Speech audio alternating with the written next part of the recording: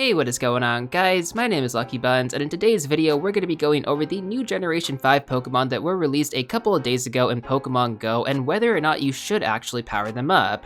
Now, as always, before we go ahead and get started with the video, if you guys do enjoy it and find it helpful, please make sure to hit that like button down below. I'd really appreciate it. And if you guys do want to see more Pokemon Go videos like this in the future, make sure to hit that subscribe button as well. But with that being said, let's go ahead and get started. Now, one thing I do also want to mention before we get started here, guys, is that I'm going to be focusing on the gym/raid meta analysis for these Pokemon and not so much the PvP aspect of things. I'm not an expert in PvP, but I do have a lot of experience when it comes down to raids and viable counters for them. So with that being said though, a lot of Pokemon that we actually got in game, sadly they're just not that good for raids, and we're gonna go through and list them all out right now.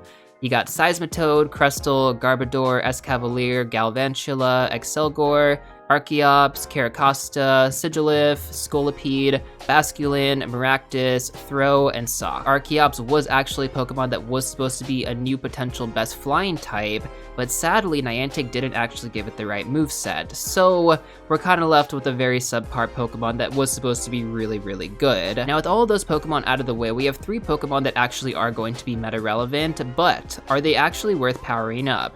These Pokemon in order are going to be Gigalith, Conkeldurr, and Haxorus. So let's start off with Gigalith. Now Gigalith is going to be a 3-stage evolution going from Roggenrola to Boldore all the way to Gigalith. Now Gigalith is a rock-type Pokemon, and sadly, it just didn't really make the cut. There are so many other rock-type Pokemon out there that just kind of outclass it, so this Pokemon specifically, it's not a bad Pokemon. It has pretty decent stats, but as far as it ranking as one of the best, you might as well invest in other options. Now let's talk about our number 2 Pokemon, which is going to be Conkeldurr. Now, is this Pokemon meta relevant? And the answer is yes, it is. Conkeldurr was actually supposed to be the new best fighting type Pokemon in Pokemon Go, but last December, Lucario actually had different plans, and that's because Niantic ended up giving it Aura Spear, which still makes it the number 1 fighting type Pokemon in Pokemon Go. So with that being said though, what actually makes Conkeldurr worth powering up?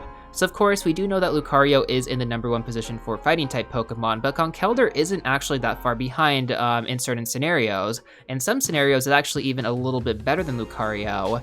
And of course, it's obviously better than Machamp, but here's the thing, and this is something I definitely want to point out. If you guys already have a bunch of Machamp and you've already invested into powering them up, I wouldn't worry too much about Conkeldurr because the difference isn't that big. It's definitely a decent amount, and I think over time you guys should work towards it, but if you guys are trying to focus on getting a team of 6 for Conkeldurr, I wouldn't necessarily do that. I would probably work on getting maybe 1 or 2 of them, and for those of you guys who don't know this, you can actually trade the 2nd stage form, which is going to be Gurdurr, with a friend who also has a 2nd stage form, and then when you get that Pokemon back, it's actually not going to cost you any candy to evolve it. So that actually is super amazing because getting this Pokemon just became a lot more accessible to a lot of people. The downside is you can only get it from eggs and from raids, so it is pretty limited. You cannot find it in the wild. It's pretty much locked behind a paywall, which does kind of suck, and in that sense, Machamp is a lot more accessible because you don't have to go through the paywall to get it. You can get Machops in the wild, you can get Machamps from raids, and you're kind of good to go. Do what you gotta do. It's a pretty good Pokemon, but it's not something that I would say you need to neglect your Machamps over. It's good, and you should definitely add 1 or 2 to your lineup, but get a team of 6. If you already have the Machamps, not really necessary. Not worth spending money on incubators. It's not worth spending money on raid passes just to get the candy for this Pokemon. I would casually go through, and if you see a level 1 Timber, raid it, make sure to Pineapple Berry it, get your candy, and just move on. Once you've done about 4 raids, you should be good to go to evolve it. And of course, you also want to make sure that you do need to trade that Pokemon, so this is actually a really good Pokemon for lucky trades, just because it's going to save you a lot of Stardust, essentially, right? And it's also going to guarantee that you're going to get one with good IVs. Because if you trade it and it ends up being like really, really bad IVs, do you really want to evolve it? I wouldn't. I would just wait at that point. So this is going to be a really, really good Pokemon for lucky trades in the future. With that being said, it is a little bit more accessible than Lucario because you can get it in raids. You can only get Riolu from hatching, sadly, so that makes it really difficult to get that Pokemon. And yeah, other than that, like I said, the overall analysis is that if you already have your Machamps, don't worry about this Pokemon too much. I definitely would recommend trying to get at least 1 or 2 on your team, but getting a team of 6, if you already have the Machamps, it's not really that necessary. And don't forget that Lucario is still the number 1 fighting type Pokemon in the game. Alright, now let's talk about our last Pokemon here, arguably one of the coolest Pokemon, and that is going to be Haxorus. Now, is Haxorus a good Pokemon to power up? The answer to that is yes, but not yet. Now, here's the thing, guys. Haxorus has an amazing attack stat. Like, it is really, really good.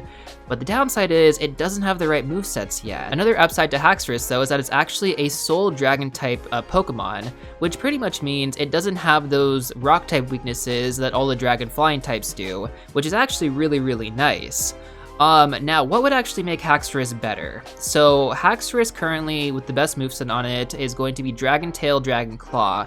Dragon Claw isn't the best when it comes to the raid meta. It's pretty good on the Gym Defender side, but when it comes to doing a lot of damage, you're definitely going to want to go with Outrage. Almost every single good Dragon-type attacker in the game has access to Outrage, and that definitely says something, guys. It's because Outrage does so much damage. Like, honestly, it is amazing, and, well, we could get this for Community Day. It hasn't been ruled out yet. If Niantic does rule it out like they did for Gible, that's gonna kinda suck because this is one Pokemon that definitely needs that Community Day move. Also, Shiny Haxorus, that looks really, really cool. Now, sadly, Axew is not available in raids, but it is available in eggs, and it is available in the wild. Unfortunately, though, it is as rare as a Gible in the wild, so good luck finding one. If you do, more power to you. I would definitely try and get one from a trade, just if you can at some point, you know, from someone who has multiple of them. Again, I don't really know how they're getting them, but if you can, get one, start walking it, and start getting the candy necessary for that Community Day.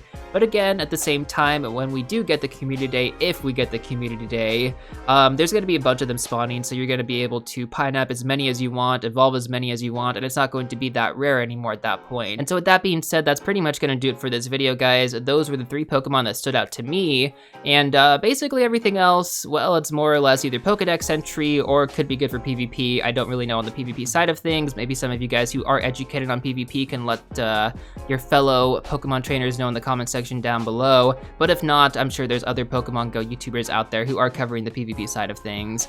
This was a gym/raid meta analysis of these Pokemon, and overall, Conkeldurr seems like the best at the moment. Haxorus will eventually get his time to shine, hopefully, and I say that like really, really hopefully. They don't do a Gible scenario to it, that would really, really suck. But only time will tell. Anyways, though, I'm gonna wrap it up right here. Don't want to talk any longer. If you guys did enjoy the video and haven't hit that like button already, make sure to hit it. I'd really appreciate it. And if you guys do want to see more Pokemon Go videos in the future, feel free to hit that subscribe button as well. And I will see you all real soon in the next one.